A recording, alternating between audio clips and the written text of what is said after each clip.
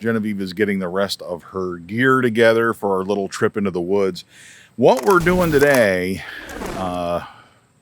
things are a little different this year in the kingdom of Bunjie. The 2021 crossbow season is going to be a little different. Last year, Genevieve shot her first deer, a buck, under the 100-year-old apple tree.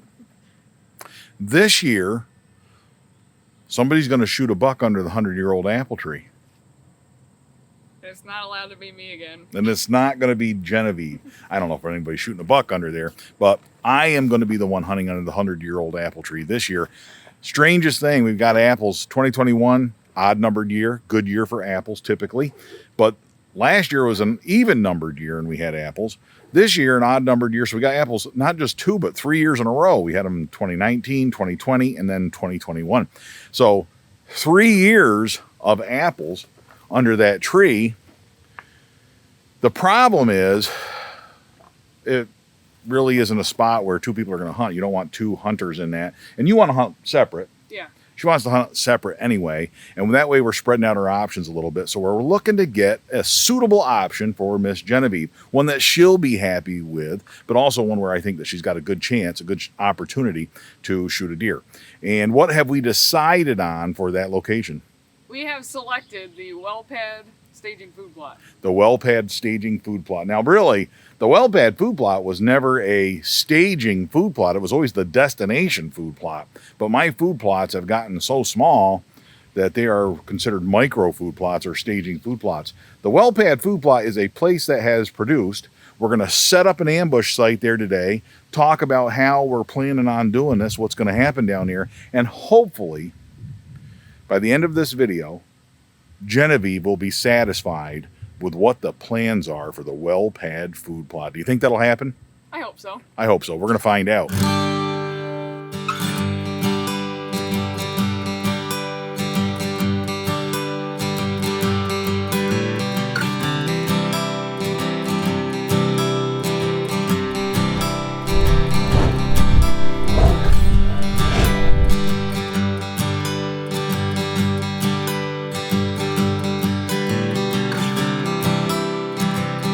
We have arrived, haven't we, Genevieve?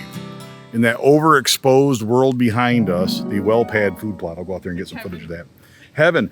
Well, I hope so. By the time we're done with this, I'm hoping that Miss Genevieve will be motivated and appreciative of this opportunity to hunt at the Wellpad Food Plot. Not just appreciative, because I know she appreciates all this stuff, but I really want her to look forward to it and be excited about it. That is our goal this afternoon. Oh, I can't even see the LCD screen. It is so bright out here. I guess I'm in frame. I don't know. It is so bright out here. Hopefully this will make a good video. I don't know. But you can see all of this has been sprayed down. Went through and I sprayed it down. We actually carried in 10 pounds of water. Or 10 pounds. 10 gallons of water. We measure water in gallons in the United States, not in pounds. I don't think there's any place where we measure pounds of water, but it's actually, it was like 80 pounds. How's that? So I had a backpack sprayer with, and that weighs about 40 pounds when it's all said and done. It's 4 gallons. And you went to all the weight of that. It's about 40 pounds. But came out here and sprayed it with glyphosate. Got it all sprayed down good. And brought with us a second round of backup water too. I got a 6-gallon jug that we filled up with water so I could do 2 sprayings. Now, Miss Genevieve is making her way out here into this little food plot, and she's gonna come over here. The first thing we're gonna do, you can set your gear down, and she has a blind. I wouldn't set it down. You're gonna need it over here. Leave the camera where it is. Okay. So we're gonna put up a camera before we leave, because we're going to get Genevieve excited about this. Camera pictures, trail camera pictures go a long way in getting somebody excited about hunting in any location, if you ask me. So Miss Genevieve, come on over here, bring all your goodies. She's going to go over there, and we're going to find a good spot back there in that autumn olive for a blind where you have a good view of this entire plot and the eventual scrape post, the mock scrape post that we already have installed here. So we wade right out through there on the other side of that goldenrod. You're going to have to weed whack a small spot. Don't worry about weed whacking anything but a big enough spot for your blind. And then we're going to use the clippers to clean out a spot. So you decide where you want that, back there in that autumn olive. While she's doing that, picking out a spot, I'll go through and look at it, but I'll give you a sort of an idea what we're doing. That is south. So the blind will be facing north. So all day long, shadows in the blind. That'll be nice. That's what deer like. They like to look in there and not be able to tell what's in there. Not even get a clue that there's something in there. This is the smallest food plot I have ever put in. Flew a drone over this to give you a feel for it. But the Wellpad food plot goes clear down to the woods down there. All right, I'm pointing at it now. Clear down there is the Wellpad, the end of the Wellpad food plot. I have planted this whole thing in clover. I planted the whole thing in other crops at different times and had a lot of fun here, seen a lot of deer here. This is a banner spot. I really, really have liked it. It is the road by the house, clear up there, okay, behind all this autumn olive. This has grown up thick. There's probably deer in there right now, for all I know. That's one problem, is getting in here. We got to walk down either through the woods here or on the far side of it here along the Wellpad.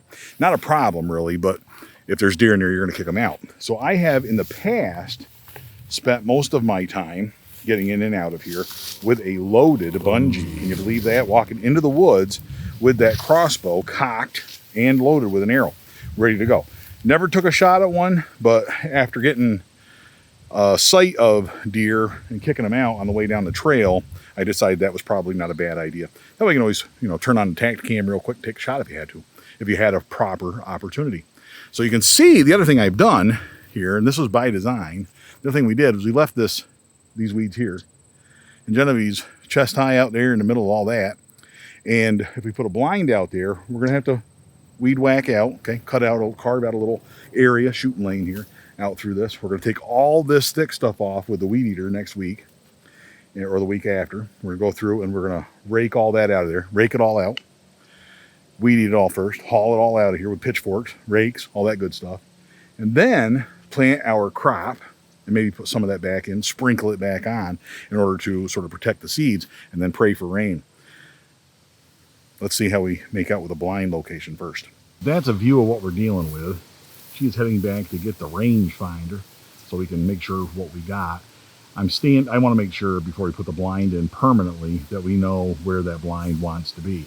We do want it so that it's approximately 10 yards to this end of this grass, and then 30 yards to the grass over there, 30 yards to the far end of the food plot. So the most we're looking at is a 10, 20, or 30 yard shot. That's a good setup for this. And I think you can see behind me here, I'll turn this around. This is that autumn olive, man. That stuff is thick, but it's real nice. This keeps its leaves late into the season, enough that anytime that we're hunting down here, you will be able to tuck a blind in here and it won't stand out as much. Now this goldenrod right here, all that's got to get carved out of here, right? That's way too much, way too thick. He won't be able to shoot through that. But we don't need to take it all out, just enough to make sure that the shooting lane is wide open so that we can reach every corner of that plot with a shot. Now maybe we want to put the blind over in there, but I need the rangefinder to find out those distances. I don't want the blind at 32 yards from the far side. If I can put it at 30 yards from the far side, that would be way better. So we're not going to weed whack all this today. That is a sweaty job for a different day, one I'm not looking forward to, but one that is worth doing if you want to have a nice opportunity here. What we're going to do is clip out all this and get the blind set up, though. Get that back in there and see how we make out. So we'll get the rangefinder going and see what we got. When you come on over here, kid. You're good with the rangefinder. Stand right there for starters and rangefind the far side of that plot. What do you got? 21. 21 to the far side? Yeah. Or to that corner? Oh. How about that far corner over there? The other far side.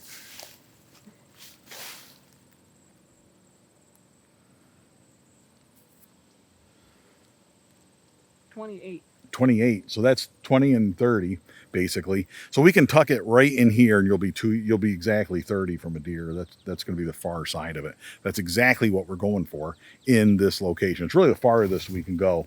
I talked in other ones about moving the blinds farther back and all that, but 30 is really not too bad. And if we can get a deer in here, how far is it to where the dead grass starts? Like 10. Yeah, I think it's like 8 yards from her. It'll be 10 yards from the blind. 7. 7 yards. All right, we'll tuck this back in here 3 yards back. We'll be 10 yards from the edge of the food plot. Perfect.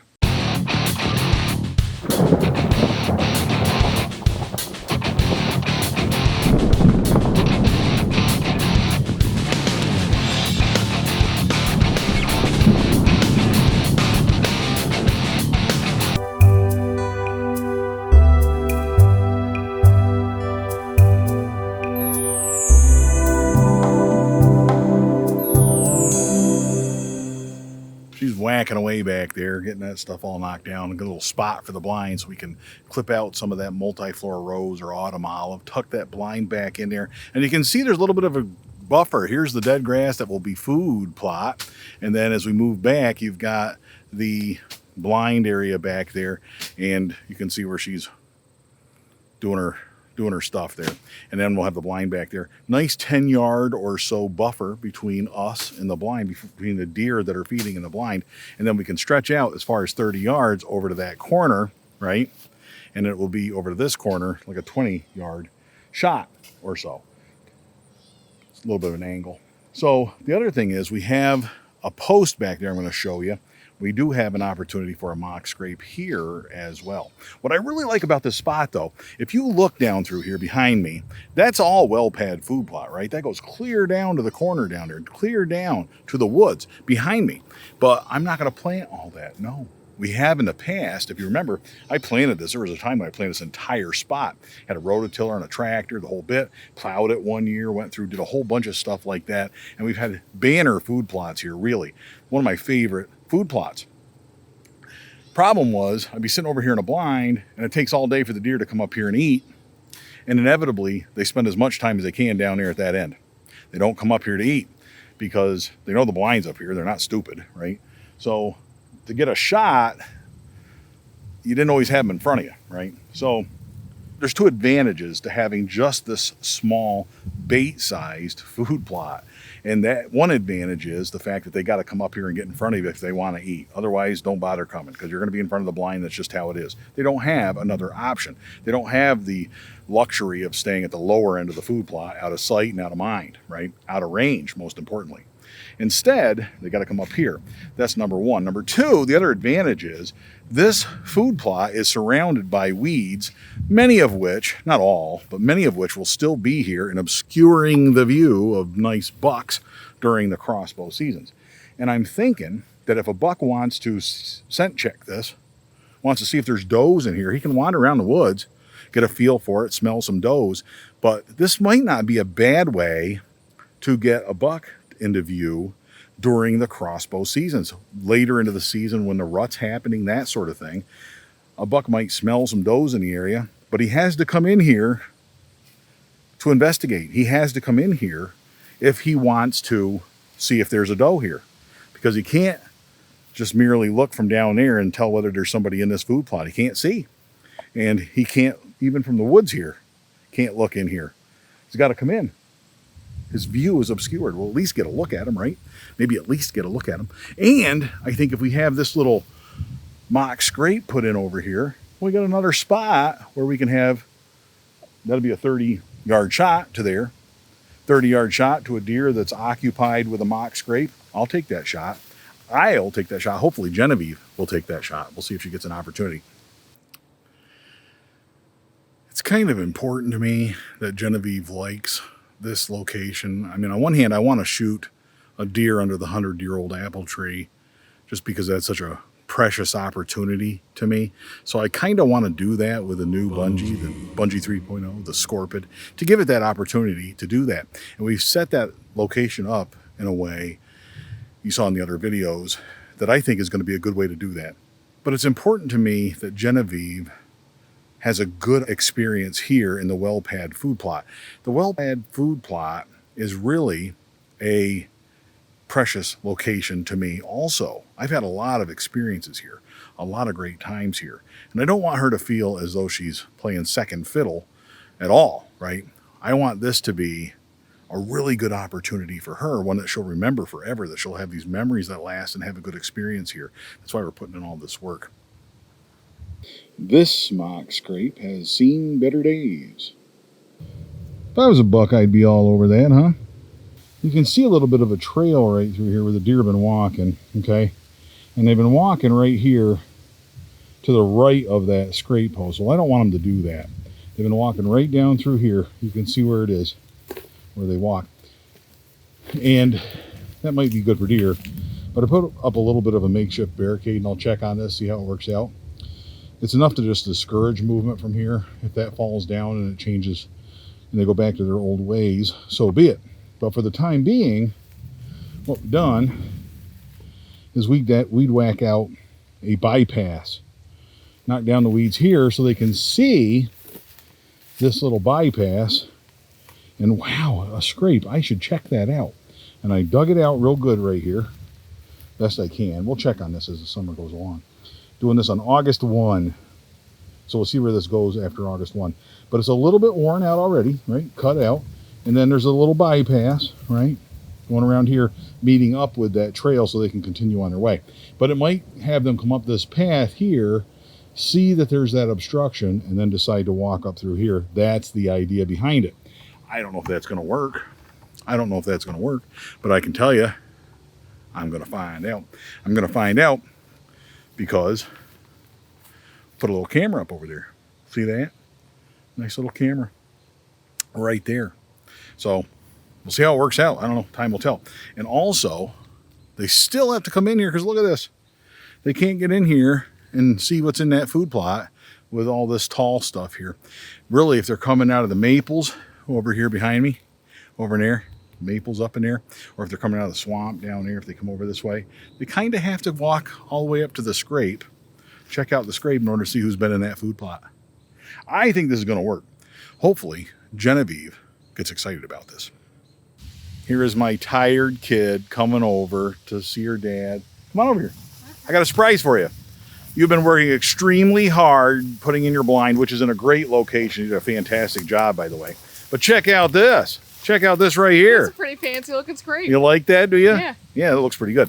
So I got it in. I got the mock scrape in too. So we do have a scrape tree, right? This is a scrape post that I put in. It's actually just a post. It's not a tree. Not a tree. It's a dead elm post that we cut, right? Yeah. That we put in there. And it actually works great for this purpose. But it will complement this little Wellpad food plot nicely.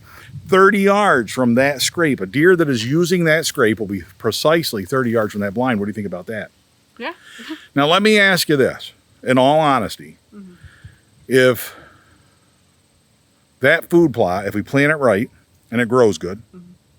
and you've got a mock scrape here, and we clean out a little area so you got a shooting lane to the mock scrape, okay? And you got your blind set up to your satisfaction. Yep.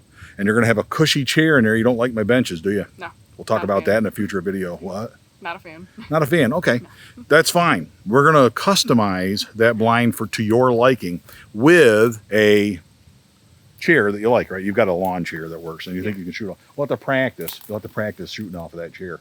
Yeah. Make sure that's going to work. But if we do those things and you got a shot at seeing a buck on that mock scrape, and it's a good healthy food plot with some doe activity, a little doeage, mm-hmm. You think you'll be happy with it? I think so. Do you think you'll be almost as happy as you would be under the 100-year-old apple tree? Yeah. One of us will get a deer.